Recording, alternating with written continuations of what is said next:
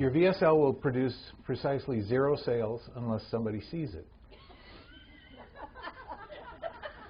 So the purpose of this this hour is to talk about how you drive traffic to your video sales letter. And this is basically the process. Traffic drivers, email, sponsored emails, e-zine ads. Okay, the difference is, of course, an email would go to my own file or to a list that I rented. A sponsored email is where I go to Newsmax and I say, hey guys, I want you to send my email to your file, and they'll charge me a fee for doing that. E-zine ads and PS copy, banners, which almost never work, outbound telemarketing. This is to a house file. If you have customers that you really like and are high-frequency buyers, it will pay quite often to go ahead and have your customer service department outcall to those people and drive them to a video sales letter. Satellite radio is fairly cheap and a good traffic driver. You can buy adjacencies or inside of popular programs. If you have an end of America type of script, you can buy, I don't know, Rush Limbaugh, Glenn Beck, you know, Bill O'Reilly, whoever. And you're going to get people who will probably respond well to that message. You can also on satellite radio, as you know, if you have Sirius or XM, they have channels that are dedicated to specific age groups or specific areas of interest. So you can kind of fine-tune your media buying there. Now, you're not going to have to do this. I just want you to know, unless you love buying media, which I hate. I just want you to kind of understand how the system works. The next step up, and this is, okay, if your page absolutely sucks in terms of response, they'll still send emails to drive traffic to it. And if the client has a fairly large list, I could still generate substantial revenue for both of you. Okay? So this is almost a hierarchy, right? If you hit satellite radio, you got a real winner. And if you're on a royalty basis, you're planning your next trip to Tuscany. You know, I mean, this is really good money being made at this point. Cable TV is the next level up. It's more expensive, but it's even more selectable. You know, if your thing's about cooking, you can get the cooking channel. If your thing's about travel, you can get the travel channel. If your thing's about self-defense, you can get the military channel, you know, or Spike. You know, it's whatever your area is, there's probably a cable TV channel for it now. And the people watching that channel are going to be highly likely to click through to your page or to go see your page. And we're finding out, we found out that if you use vanity URLs, so the URL of your page is End of America 1, okay? So everybody can remember that. And people will get up from watching the TV, go to their computer, and point their browser to that URL. And then finally, terrestrial radio, regular broadcast radio is very expensive, and if you got that working, you're really making a lot of money. So that's kind of the hierarchy. Yes? What about social media and YouTube? Yeah, that's free media, and it's great. We're just really getting into that, frankly. Kind of embarrassed about that. We've had, as far as YouTube's concerned, every video you do, you should just go ahead and post. You know, it costs you nothing. Why not, right? In terms of social media, this should be a component of a more strategic social media plan. And your client may want to coordinate when your videos are seen, when links are posted based on what he's doing with his house file at the time. So, but yes, we're just getting into that, and it's looking really good. Now, typically what we've done is we use this traffic driver to drive it directly to the video sales letter, okay? But what we're starting to do now is to stick a squeeze page in the middle. So even if they don't buy, we still collect an email address, and we can go ahead and market to that person later on. On the squeeze page, you're essentially opting into our e-zine, which is called Money in Markets. And by the way, if you don't already, get online, subscribe to Money in Markets, and you'll get to see all the marketing that we do. And you'll get to see all of our VSLs and all of our traffic drivers and all that kind of stuff. Be a good swipe file for you, maybe. All right, so then, so you can test that squeeze page. Now, whenever you test a squeeze page, you got to keep in mind that it could discourage some people from watching your video. So there's a possible downside. So you always test it, okay? And, but it's worth a test because of what you can do with the email address that you get. All right, so then the video sales letter can go to an order page or not. The order page is simply a page that summarizes all the benefits of the product and then gives the prospect the opportunity to select, do I want 1 year, 2 years? Do I want a red one or a green one? You know, what are the terms that he's ordering on? Sometimes if the purchase is very simple, as with a 1 year, 2 year subscription, you can have both buttons on the video sales page itself, and so they can just go directly to a shopping cart. So that's why this is a broken border on this one. This is another thing that you can test. I'd say about 80% of the time we use order pages. We go from the VSL to an order page that in one place just summarizes all the benefits and then gives them the options they have for ordering. Then you have your shopping cart, and then you have your upsell or bump page, right? So in the shopping cart you collect a credit card number, right? Plus phone number, plus. And then so now you've got all of that, you've already made the sale, and you own the guy's credit card. So now it's the time to give him an upsell opportunity, his first bump possibility. And so on this one, he doesn't have to refill out a shopping cart or anything. He just clicks that button and he's golden. Money goes into your account. Then there's a confirmation page, confirmation email. So that's a process. The page is simply, thank you, you know, we've received your order, watch your inbox for confirmation. Okay, and then confirmation email. Now, as you might suspect, there are all kinds of things that you can do to play around with this and test new things. We've done, for example, the upsell page as a video. We've done it as a simple PowerPoint presentation. We've done it as static sales copy. They all work well. But those are things that you may want to suggest for tests as you move through the process. So you'll have two sources of prospects like we were just talking about. There are external lists and house file prospects. Okay, the house file consists of active customers, which typically is described as people who have made a purchase or done some other transaction within 12 months. Like, for example, maybe they just came on the file. They made their first purchase within the last 12 months, or a secondary purchase or whatever. Expired customers are people who haven't done that. It's been 12 months or more since they placed an order, or maybe they never did. And then there's leads, just people that came on the file because they wanted to opt into your free e-zine or get a free report or something like that. On the house file, what makes it special is everyone there knows who you are. This is your customer's file, your client's file. Everyone knows who you are. Most of them like you, most of them. And contacting them costs next to nothing because you send them emails. Response rates are off the charts. And revenues that are generated are pure profit because you don't have to pay for the media. You own the file. How many of you know anything about Jeff Walker's product launch formula?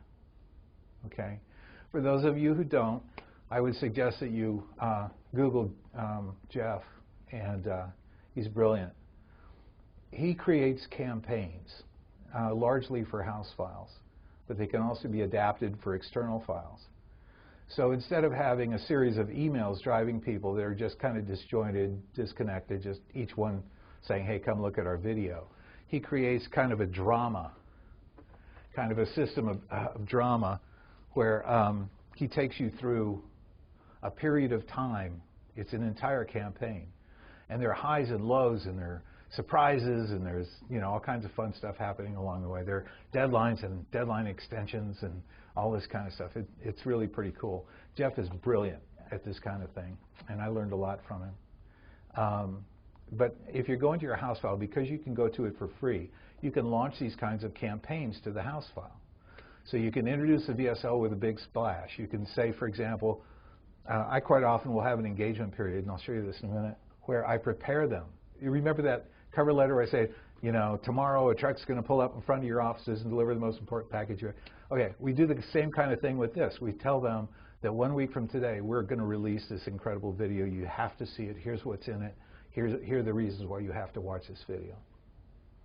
And then every day there's a drum beat, and you count down. Just 3 more days, just 2 more days, day after tomorrow, And that's building back pressure on the file for that VSL. So when you finally release it, you get maximum viewership. It's like a rubber band being stretched and then just let go. So you get maximum viewership of the VSL. So you're doing a campaign that has a strategy like that attached to it. Explore other modes of contact as well. Your client probably has an e-zine. He may have package stuffers if he's shipping physical product. We just did direct mail. We made a lot of money with it. I have a campaign that just finished last week where we did a little over $4 million in about 5 weeks. And part of that campaign, I did a FedEx that went out to my best customers that had a promotion in it for this product. And of course it was written very fancy, you're invited to do yada yada. And it was delivered FedEx to our very best people, probably about 1,000 of them. And then a first class version of that was sent out to another probably 5,000. Worked like gangbusters.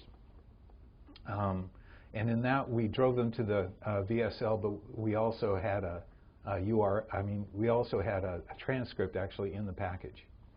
Outbound telemarketing, we talked about that. Your customer service division calls your best customers. Now those calls are going to cost $5, $6, $7 a piece. So you got to make sure that they're only going to your best prospects. And then any other house media at all that reaches your prospects. The key online is deadlines, especially on house lists. Now we'll talk later about how we're also using deadlines with external files. But deadlines are the key. People won't act until they feel that they're about to miss something very important, and then they'll act. And so in any campaign, we'll sometimes have 4 or 5 deadlines. I'll show you that in a minute. But you can do deadlines, for example, for a price increase. We do the deadline to register for the event or to view the VSL. We're taking it offline at a certain point in time. The final deadline when enrollment closes or the offer expires, or the inducement, the $1,000 reward for watching, expires. Deadlines work like gangbusters, and they don't stop working. I mean, we started with this deadline campaign kind of approach probably 6 years ago, and we still do it every single month, and it never fails. I mean, it always works. This is a schedule for April 17th through May 15th for our house file, okay?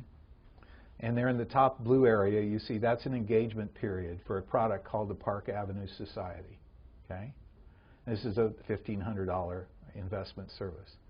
And during that engagement process, I chose to have my client ask a huge favor of all of his customers, saying that he's made this commitment this year to bring them only the best investment advisors, only the best money-making approaches.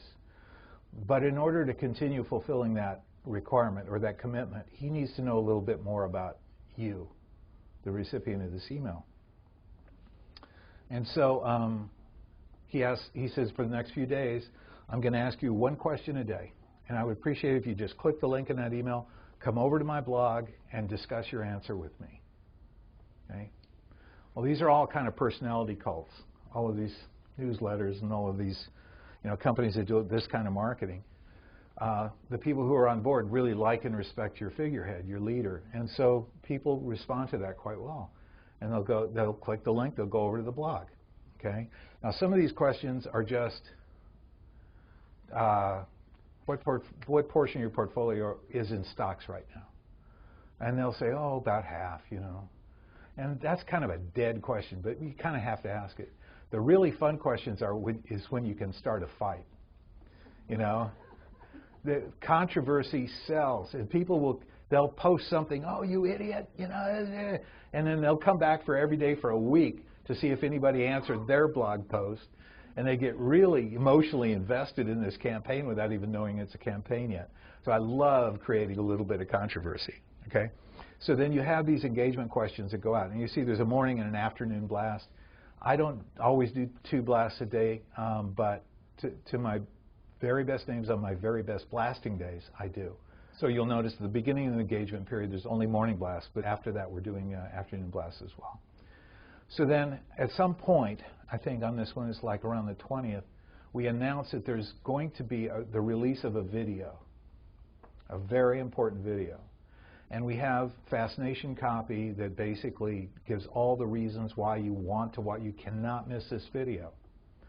And then we tell them that to reserve their place, we need them to register. Now that creates an obligation on their part. We're telling them that they are taking someone else's space, so they better show up. And but we don't say it that way. But anyway, you know, we're doing this for you, and you know, so you really need to show up. And and they can register just by clicking a button. They don't have to fill in any information or anything else. When they do that, our system knows who they are, knows what their email address is, and so forth. So then on the 24th here, we have the launch call, and that's the presentation of the video. It can also be, and again, with great, we've been counting down to it. We've been saying you have to be registered. We do it at 2 o'clock in the afternoon, Eastern time, which still makes it a really good time on the West Coast for them. And we present, this is what I mean by fanfare. When that video hits the thing, I've had, and this is a while ago, but I've had as many as 120,000 people watch the video on day one. 120,000. That engagement process was a little different, but it was the same basic idea of building back pressure on the file. Now what we did was, on that one, is we had a contest where you have to predict where the stock market's going to be in a year, and if you get it right, you go to Hawaii on us, okay? And then we had free iPads, free iPhones, and stuff like that, too, that you could win. And so my best wrinkle on that was that everybody who enters gets a free 3-month subscription to our underpubs.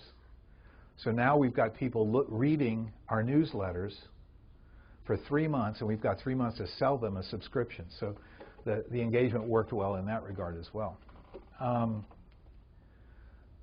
Typically now we get a lot less. I'd say maybe 25,000, maybe 30 would be a good day, because our file has learned that the next step of this process is that for a week or two after the event happens, the thing is released, we'll continue to give them the opportunity to watch the video. So now we don't get that huge pop on day one, but we get it over a period of time. Now on this one, we have the early bird pricing deadline. On the 30th of April, the last day of this month, that'll be the last day you can get our best price, which is $1,195 for the service for 1 year. After that, it goes up like $200, but we don't tell them how much it goes up. We just say this is your last chance to save this much money on the service or to claim your X dollar reward for watching. Then the next phase of the service, we're still driving people to that video, but now we have a different deadline. It's a recommendation deadline. This is a financial service. So on such and such a date, in this case it would be May 8th, the editor is going to release his first bundle of investment recommendations, and you really have to be on board for these. Okay? And so every day, beat the drum for that, count them down, 3 days, 2 days, tomorrow, today, you know, and then a few hours left. We have one that goes out around noon that gives them 4 hours to do it, or 2 hours to do it. And so you can see how that just creates this kind of herd mentality a little bit, where people just want to get on board. And then we launch the second video. There'll be a second video in this campaign. It'll just be on a different aspect of the service. Now, on one I just did, for example, we launched with a conference call that you could listen in on, but the conference call was played back on a video player and actually had charts and graphs in it. Then we went from there to an interview filmed at the Money Show of our editor, and we drove people to that for a week. Then we went to a video sales page with a fully produced open about John Templeton and his life, and the guy who has this service is one of his proteges. So it talked about John Templeton's life, had a lot of B-roll video and all that kind of stuff. It's really cool. And then finally we had an interview where you could ask this guy anything you wanted to ask him. And that was another video presentation. And we did it presented as live instead of actually doing it live, because we, of course, wanted to filter the questions. That's just a typical house file campaign. This approach works extremely well. To give you an idea of how well, we're pulling for every name on our AB list. These are our actual customers. We can pull in $130 a month with this approach for every single name. So, you know, if you got 100,000 names, you do the math. It's pretty good. Now, external is very different. They don't know you. They don't necessarily like you. They may actually hate other companies like you that they've gotten ripped off before. Contacting them costs you a lot of money. You got to pay media. You got to rent lists. You got to pay for those sponsored emails. You got to buy radio time, TV time, whatever. Response rates are generally very small. Another thing is a lot of those people will only buy the smallest possible value you have available. In other words, they can choose a 1-2 year subscription. They're going for the 1 year. And your average unit of sale will be very close to the low end of the scale. So on this one, see, on a house file promotion, you're going to make money on your very first and every promotion to that file. When you're going to external files, these strangers, non-customers, the revenues your VSL generates are probably only going to reimburse you for a portion of your media costs, unless you're this guy. He's doing real well with this right now on external files. You say you can do the phone book and make money. So that's possible too, but as a rule, you've got to pretty much expect that the way the financial model will work is I spend $100, I'll get $40 back. I think we'll go through this in a minute. I'll get $40 back immediately. Then I'll get another $20 back in the next 2 to 4 weeks after he comes on board. And then after that, it'll take me 2 or 3 months to get 100% of my money back. And then everything that customer does with me from then on is gravy. So, yes? Differences, I guess, can you comment on differences in copy between a house file versus, I mean, I know there's got to be differences in external, but is there anything that really stands out for you've done the same product? And yeah, the main thing is establishing the credibility of the company and the spokesperson. When you're doing your VSL for the house file, they will probably already know who the spokesperson is. They'll already like him, and they'll also know all about your company. So you don't have to spend a lot of time doing that. And the opposite is true on the outside. They don't know you from Adam, and so you really have to establish your credibility. And did you do there's 2 VSLs I found. One was Blood Money and the other one was the China. Yeah. You did those. Yeah. Is the China one internal and the Blood Money external? Both external. Both external. Okay. Mm-hmm. Yeah. Thank you. The China one was fun. Okay, so I got this analyst. He happens to live in Bangkok, and name's Larry Edelson, and he's a real character. Anyway, so I said I'd like to do an intro that's fully produced, video, you talking, but I want you in Shanghai in front of the World Financial Center, and I wrote the copy. If the officials had any idea what I was about to say, there would be hell to pay. And just as he says this, a Chinese cop walks behind him. It was perfect, And so, we tested the page with and without that open. And because we had tested those kinds of openings before where we have video introducing the PowerPoint. And it hadn't worked as well as just straight PowerPoint. But I felt like that was not the fault of the medium, that was the fault of the content that was in that first test. So I thought this would really help, and it did. It gave us a huge lift. And I asked Jen to tell me what that was, and she didn't get back to me. But it was fairly substantial. Yes? Just to backtrack a second, who was this guy you were referring to who's making all that money?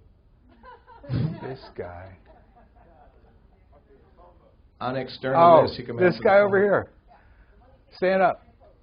Tell them what you're doing. Well, we're in a we're in self-defense niche right now, and we're doing a lot of media with Glenn Beck. And we tested some TV spots, and last week our latest TV commercial, we've done 4 iterations of it. Basic direct response, 60-second spot, and we got like a 300% ROI last week, going right to our sales letter, not even a VSL. So now obviously that's best of the best situation, but we've been consistently getting, breaking even on all our banner buys and stuff. So we're feeling really fortunate right now. Okay. Now see, that's like when we discovered the alternative health industry. It's kind of a virgin market in terms of marketing, and so we got those huge numbers. And they're the only ones that are really doing this, and they're getting gigantic numbers. And I think you could quadruple that 300%. Yeah. Yes, sir. Are you doing that program on with Nihilus on the new On the Street or whatever they call it? No, I'm not. Well, at Weiss, we split the company into 3 divisions on January 1. I have the largest division, and Nihilus's division is brand new, except for his DSS, his what's his letter called? Income Superstars letter. So he's building a brand new division over there, and we wish them the best. We think they'll do great. Anything else? Okay. So you can see on this one, now he hit a really hot market, virgin market, and so his numbers are off the charts. That will not stay that way forever. He will saturate that market eventually. He will attract competitors who will help him saturate that market eventually. Not necessarily soon, but within a year or two, he'll probably be in the same boat as most of us, where you really have to rely on the bump, the upsell coming out of your video sales letter, and maybe the honeymoon period, and maybe even a week or two after that, in order to break even on your media costs. That's totally normal, completely fine. The reason we're able to do so well right now is we have an immediate bump to it's a $47 offer. Then we have a $69 you can get the DVDs. But then I had the idea of we have a $1,000 get everything we've got package, the whole shooting match we call it. I told my client, let's put that in there right after the $69 thing. He said, no, that'll never work. Well, that $1,000 bump comes in regularly enough, and it offsets tons of our media costs. Yeah. So and it's on page, right? It's all part of one experience. Yeah, exactly. It's all part of the upsell. So they get the $69 VSL, $1,000 package where you can get everything, and then there's one more upsell after that. And that combination of things is what makes this work. So. Yeah. It's good for you to understand that you can, as copywriters working with a client, you can recommend these variations in their approach. You can recommend 2 upsells or 3 upsells, all on page, right? While you got their attention. Prosper Learning, if you want to see some really slick strategy in terms of acquisition, look up prosperlearning.com and go through their process. I dare you, buy their $39 product. It's unbelievable. Evidently, the damn thing's worth about $10,000. And then it just keeps going. Now that you got, by the time you're through, if you go through all the steps, basically you'll find yourself on the phone with an MBA that is selling you a $15,000 personal consulting contract. So, it's just a beautiful upsell system. What I thought was cool about them, this is really an aside, but what I thought was really cool about them is they have a sales staff, that at some point you get connected with the sales staff. And they can't sit down until they make their first sale every day. So you come in at 8 o'clock in the morning and they're all standing there talking on the phone like this, and finally one guy sits down and everyone looks really envious at him, It's really pretty cool. All right, so you're copywriters, but you will make more money as marketing consultants / copywriters if you understand some of these systems and approaches and how flexible they are. You can do pretty much anything you want. It's always smartest, I think, to start with what you know works and then get cute once you have a good solid base of response. This is what I was talking about before. The on-page revenues, we are looking for 40%. We get quite a lot more than that. I think we're averaging 60, 70% on-page revenues. But if we get 40, then we're going to roll out on that media with that message. Then we're looking for another 20 percentage points to come in during the honeymoon period, which is the first 30 days on file for us. And then after 30 days, new customer begins receiving the same promotions we send to all of our other existing customers. And they tell us that we have to break even within 12 months. We're breaking even a lot less time than that. We're more like 4 months, I think, something like that. It used to be 3 months. And this is all driven by the power of the copy, It really is. Right now, we wore out our best controls. I've got like 7 new controls in process right now being created, and we're just at that period of time where we have to catch back up. But we'll get it back to a month or two, probably later this year, I think, anyway. Okay, so this is just the hierarchy we were talking about. Test emails to the house file first, test sponsored emails second, okay? That's obviously going to other people's lists. Now, when you're doing sponsored emails, you'll go to Newsmax, you'll say, I want you to send this email to your file. And they'll say, okay. It'll cost you this much money. The best thing that you can possibly do is write a lift note at the top of that email, okay, from the editors, right? So now you have an endorsed email, you know, from Newsmax, from the editors, which would be, you know, presumably Chris Ruddy, right, saying you should really read this, this is good stuff. And that's going to give you a lift, a huge lift on that file. It kind of halfway turns them into almost as good as a house file, but not really, you know, but it gives you a nice lift. And then TV and satellite radio next, and terrestrial radio finally. Okay, in your syllabus, there's a whole bunch of examples of house file emails and also external emails that we've done. The email just determines how many people click through to see your VSL, right? So if the email does its job, a lot of people will click through. Now, somebody will come to you and talk to you about open rates. Pay no attention. I don't know how you guys are, but I never open emails to read them. I always read them in the preview pane, right? So open rates really aren't that instructive on a comparative basis. They can be used for like overall long-term trends, but what you're really interested in is what percentage of the people who got that email clicked the link to go look at the video. If a lot of them did, it was a good email. If not many did, it wasn't a good email. Okay, so watch that click-through rate. If you look, when you look at a campaign, they're going to say, well, you know, we're making this ROI on it. Well, you want to know, you want the breakdown. You want to know what your click-through rates are and what your conversion rates are. And that conversion rate is just how many people watch the thing, what percentage of the people who watch the thing bought. That's a conversion rate. 1 million people, 100,000 people watch it, 10,000 people buy, you have a 10% conversion rate. Okay. Now, the conversion rate tells you how strong your VSL is, whereas the click-through rate tells you how strong the traffic driver is.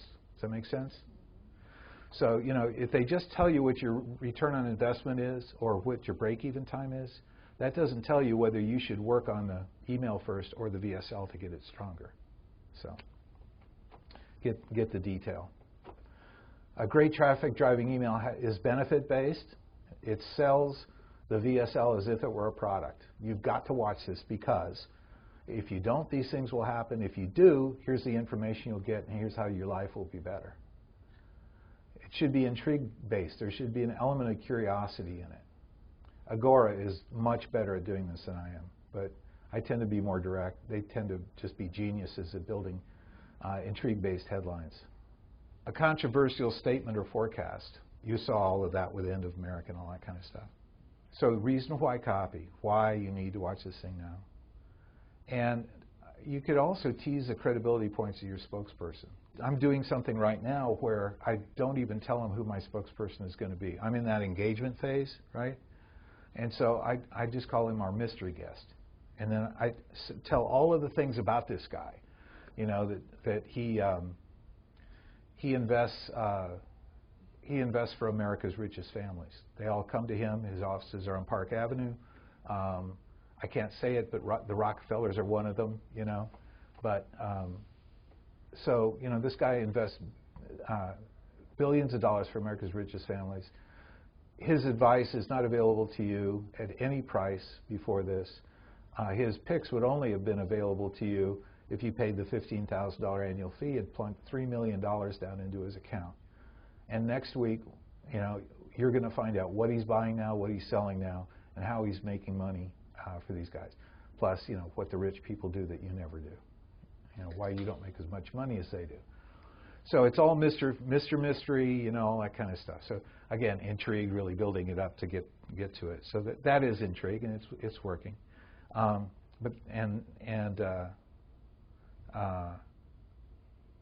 Or if you wanted to, you know, in another one I just did, he was a protege of John Templeton. So, you know, we worked that until, you know, it got a little threadbare. So that's another way to do it, where you can just tease how good this guy is and why you should really listen to him. emphasize that the video is free. A lot of people are going to want to avoid using the word free because it does raise your spam scores, and it could interfere with deliverability. But there are other ways to say it, you know, complimentary, no cost, El Freebo. Yeah, get creative with it. It could be fun. Yes? So are you leaving webinars behind and replacing them with VSLs at this point, or are you doing a mix?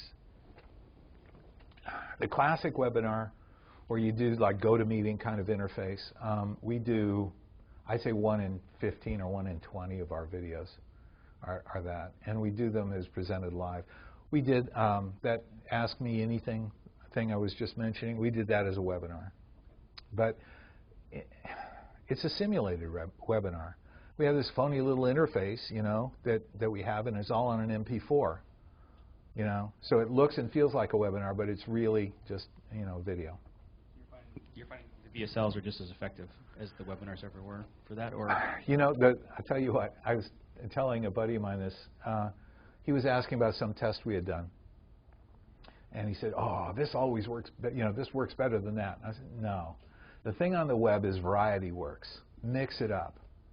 You know, you got to mix it up. The minute you get married to one format and do that time after time on a house file, it's only a matter of time until your response just takes in those times. So mix it up. Keep it exciting.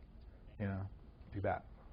Somewhere on the page where the video lives, you can have a small line that says, be sure to watch this now. This video could be taken offline at any moment without notice. And it sounds like some kind of a legal statement and that kind of thing, but it really does help viewership. More people will stay with you longer. Yes? On that Templeton thing you did, Yeah. you did an interview with, I can't remember the guy's name. John Brown, the English guy? No, the guy who was your primary Oh, yeah, okay. disciple. Right. And he was talking about all these ETFs Yes. for different aspects of, I guess, protecting your wealth from the dollar's decline and that type of thing. Okay, yes. I don't remember how credible those ETFs were really selling me on the fact that they were the best thing for protecting yourself.